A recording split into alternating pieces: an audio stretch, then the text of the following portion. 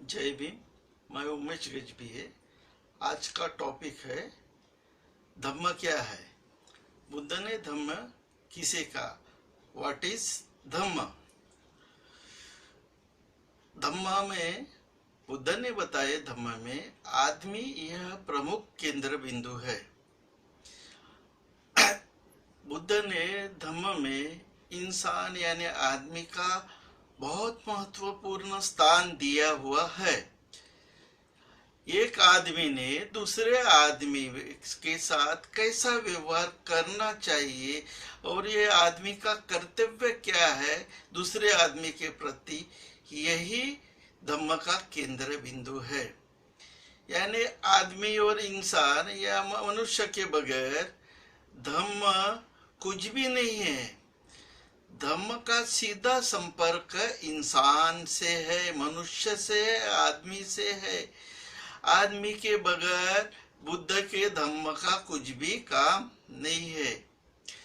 इस संसार में, इस पृथ्वी में आदमी दुखी है, दरिद्रता से दुखी है, पीड़ित है, अनेक दुखों से त्रस्त है। इस दुख, ये आदमी के दुखों का नष्ट करने का मार्ग ही धम्म कहलाता है। बुद्ध ने इंसान की पवित्रता को बहुत महत्वपूर्ण स्थान दिया है। बुद्ध कहते हैं कि इंसान में यानी आदमी में 3 प्रकार की पवित्रता होनी चाहिए।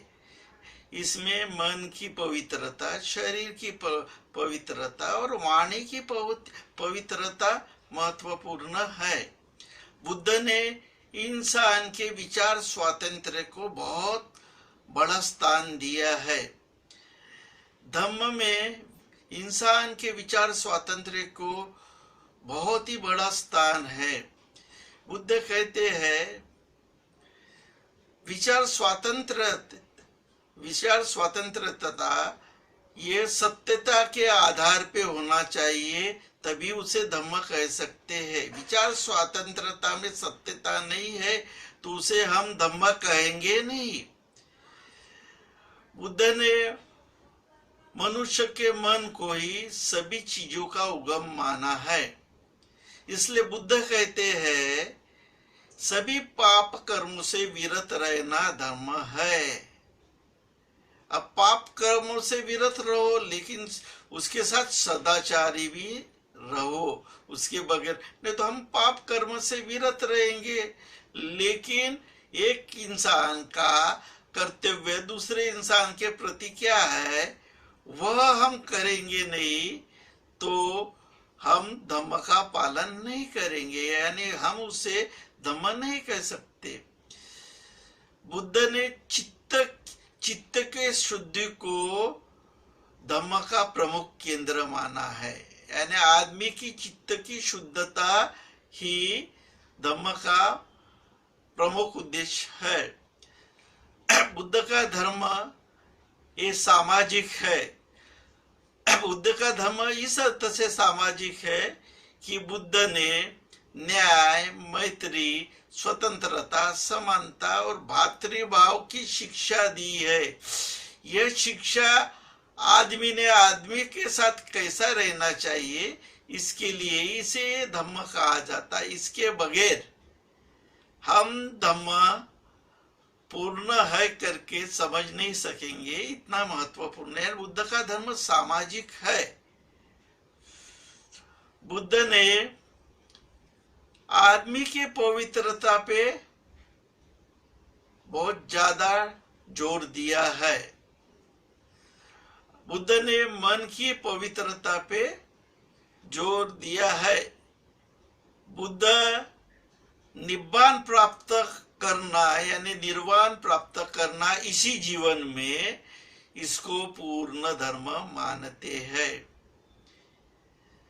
बुद्ध कहते हैं कि नैतिकता यानी आदमी की नैतिकता, यह स्वस्थान, यह धम्म की आधारशिला है, यानी प्रमुख बात है। नैतिकता के बगैर बुद्ध बोलते धम्म नहीं है। नैतिकता ही धम्म है और धम्म ही नैतिकता है ऐसे। लेकिन नैतिकता ही धम्म कहने के बाद बुद्ध कहते हैं कि नैतिकता ये पवित्र और व्यापक होना चाहिए। जब तक नैतिकता ये पवित्र और व्यापक नहीं रहेंगी, यह नैतिकता धम्म नहीं हो सकती। और इसके नैतिकता का कर्तव्य है वो कोई इंसान के प्रति वो अपना कर्तव्य निभाए, भाईचारा निभाए। अविद्या नष्ट करना ये धम्म का उद्देश्य है। अविद्या यानी अज्ञान। धम्म का उद्देश्य संस्कार अनित्य ये मानना है। हम बोलते बुद्धिस्ट लोग बोलते हैं कि हमारे बच्चों को हमने संस्कार देना चाहिए, लेकिन ये बुद्ध कहते संस्कार तो अनित्य है, उसको ये धम्म कहता है। यानी अनित्य यानी परिवर्तनशील। तो हमने संस्कार को ही लेके चिपकाए रखा हमको। संस्कार तो बुद्ध अनित्य मानते हैं। बुद्ध आत्मा और परमात्मा को नहीं मानते। परमात्मा यानी ईश्वर, क्योंकि आत्मा और परमात्मा ये धार्मिक क्रियाकलापों को खिलाफ करने के लिए जोर देता है। और धार्मिक क्रियाकलाप ये अंधविश्वास की जननी है। इसलिए बुद्ध आत्मा और परमात्मा को नहीं मानते और ऐसा करना ये धम्म का उद्देश्य है। यानी धम्म ये हमें समता, स्वातंत्र्य, बंधुभाव, न्याय ये प्रस्तापित करता। 90% धम्म ये सामाजिक है और 10% वैयक्तिक है। निब्बान प्राप्त करना ये वैयक्तिक मानसिक जो प्रोग्रेस है उसकी एक बोलते अंग है, एक बाजू है, एक अंश है। लेकिन निब्बान प्राप्त करने के बाद धम्म का उद्देश्य है अपने इंसानों के लिए आप काम करो, उनके स्वतंत्रता, भाईचारा, न्याय प्रस्तापित करने के लिए काम करो, तभी वो धम्म कहलाएगा। हम अपने को खुद को धम्मवान तब बोल सकते हैं जब हम इस प्रकार इंसान की मदद करते रहे, गरीबों को, असहायों को मदद करते रहे। दुख का अस्तित्व बुद्ध ने मान्य किया और दुख के नष्ट करने के उपाय बताए, इसी को धम्म कहते हैं। धम्म यानी पंचशील, अष्टांगिक मार्ग और 10 पारमिता का पालन करना और उस पे स्टेबल होना, इसको हम धम्म कहते हैं। इस प्रकार आज मैंने धम्म के बारे में प्रमुखता से बातें बताई है जो आपने देखी और सुनी होंगी।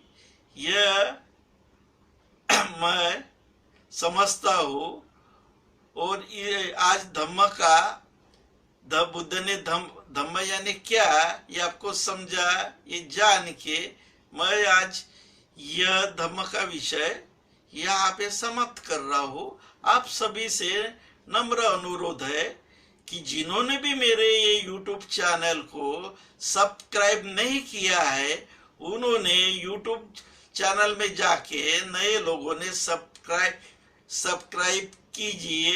इतना बोल के धम्म यानी क्या, व्हाट इज धम्म, ये इस वीडियो का मैं समापन कर रहा हूँ।